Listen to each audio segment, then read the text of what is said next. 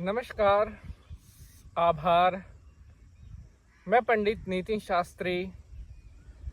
भरी गर्मी की दोपहर में थोड़ी बरसात और मौसम थोड़ा आज ठंडा हुआ है, तो इस समय बाहर मैं खेतों में आया हुआ था, क्योंकि बाहर आकर बाहर की जो हवा है, एनवायरनमेंट है, उसमें काफ़ी अच्छा लगता है, काफ़ी कूल फील होता है, काफ़ी नॉर्मल फील होता है। बहुत सारे भक्तों के प्रश्न आए हुए थे, दुश्मनों से छुटकारा कैसे पाएं, और मैं आपके लिए लगातार एपिसोड बनाता रहता हूं। शत्रु मुक्ति के उपाय मैं आपको बताता रहता हूं, और बहुत सारे भक्तों को उपाय से फ़ायदे भी मिले हैं। बहुत अच्छा लगता है जब आप लोगों के रिस्पॉन्स आते हैं, आपकी समस्याओं का निवारण होता है, आपको हेल्प मिलती है, तब जाके कहीं हमारा एपिसोड बनाने का जो मोटिव है वो सफल हो पाता है। लेकिन पिछले कुछ टाइम से लगातार एक प्रश्न जो सबसे ज़्यादा भक्तों का आ रहा है, वो आ रहा है दुश्मनों से जुड़े हुए, कि शास्त्री जी, हम अपने दुश्मनों से छुटकारा कैसे पाएं।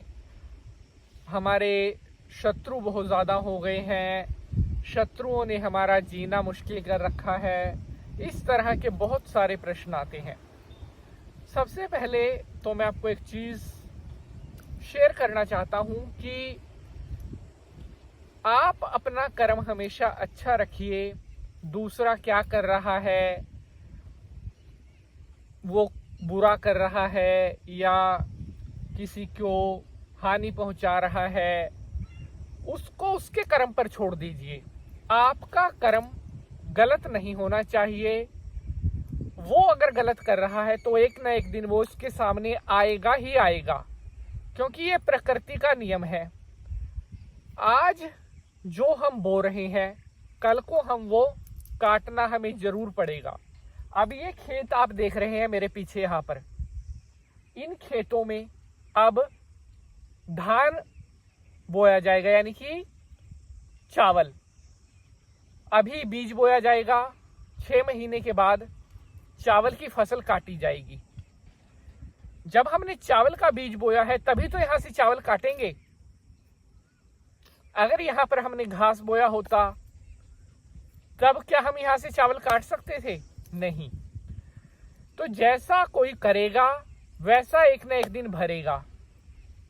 कोशिश करें हमेशा, जो आपको लगता है कोई पापी है, कोई दुष्ट व्यक्ति है, या आपको लगता है कि इसका व्यवहार ठीक नहीं है, ऐसे लोगों से स्वतः ही अपने आप को दूर कर लेना चाहिए।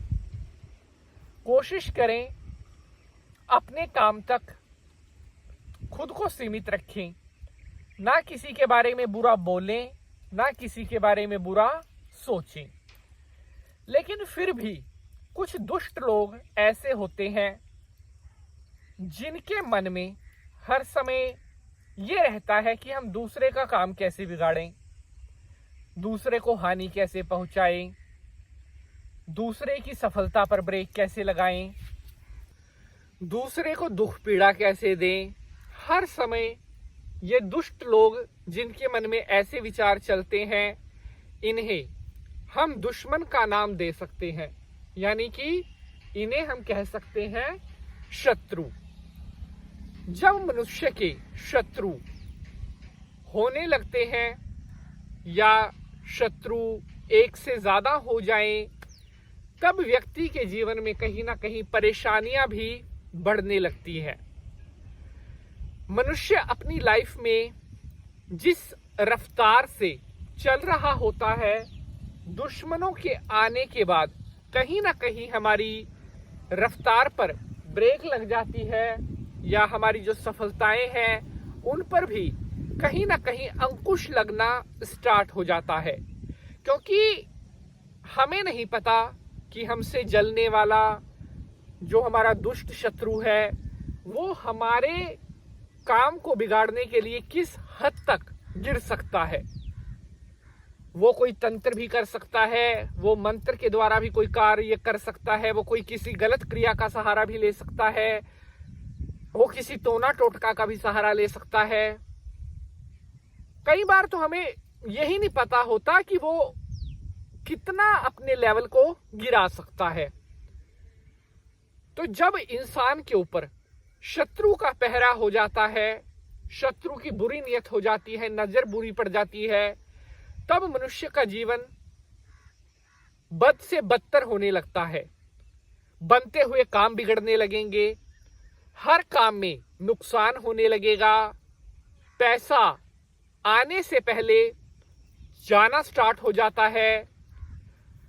कई बार तो इंसान बीमार तक पड़ जाता है अगर शत्रु ने कोई बहुत ज्यादा गंदी क्रिया उसके ऊपर कर रखी है, क्योंकि मारण, मोहन, स्तंभन, इन चीजों तक भी जो दुश्मन है कई बार अपना लेवल बहुत ज्यादा गिरा लेता है। तो ऐसे में हमें भी अपने बचाव के लिए तैयार रहना चाहिए। मान लीजिए अगर किसी ने आपके ऊपर कोई क्रिया करवा रखी है, तो आपके अंदर भी इतना सामर्थ्य होना चाहिए, चाहे आप अपना पूजा पाठ लगाइए, चाहे अपना जप तप लगाइए, चाहे अपने ब्राह्मण से आप सलाह लीजिए, मतलब अगर आप उपाय नहीं करेंगे तब शत्रु आपको मृत्यु तुल्य कष्ट, ऐसी पीड़ा भी पहुंचा सकता है। इसीलिए ज्योतिष में भी कहा गया है, देखिए समस्याएं हैं जीवन का अंग, समस्याएं हैं तो समाधान भी है, ग्रह अगर खराब है उनका निदान भी है। तो इसीलिए आज मैं आपके लिए एक ऐसा उपाय लेकर आया हूं जिसको करने के बाद दुष्ट से दुष्ट शत्रु भी आपके पैरों में गिरने के लिए मजबूर हो जाएगा। शत्रु चाहे कितना ही अहंकारी क्यों ना हो, कितना ही ज्यादा गंदा क्यों ना हो, इस कदर से तरफ जाएगा कि वो आपके पैरों में गिरने के अलावा उसके पास कोई भी ऑप्शन नहीं बचेगा। बहुत मेहनत और बहुत दिल से आज का यह एपिसोड आपके लिए हमने बनाया है और मुझे पूर्ण विश्वास है आप सभी भक्त आज के इस एपिसोड को पूरा देखेंगे और जो उपाय मैं आपको बताने वाला हूं, इस उपाय को करने के बाद आपको अपने सभी दुश्मनों से छुटकारा मिलेगा।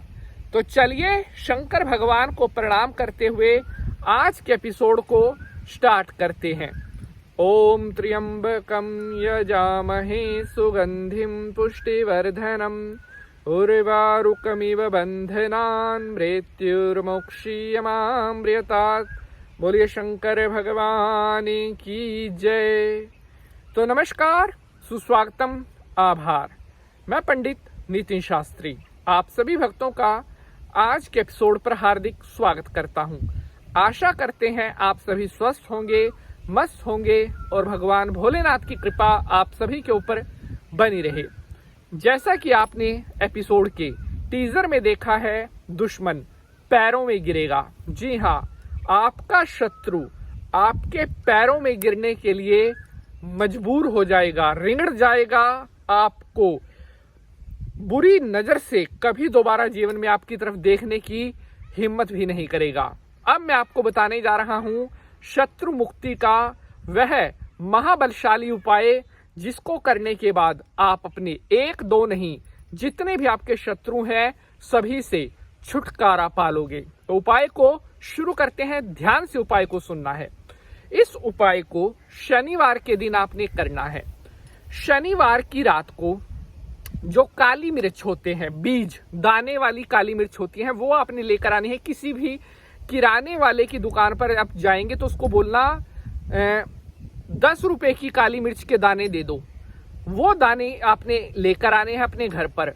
उसके बाद आपने जो गाय के गोबर का उपला होता है, आधा उपला लेकर उस उपले को आग लगानी है और जो काली मिर्च के दाने आपके पास हैं उन्हें लेफ्ट हैंड में लेकर के और 21 बार अपने दुश्मन का नाम बोलकर 21 बार उन दानों पर ऐसे फूंक मारनी है।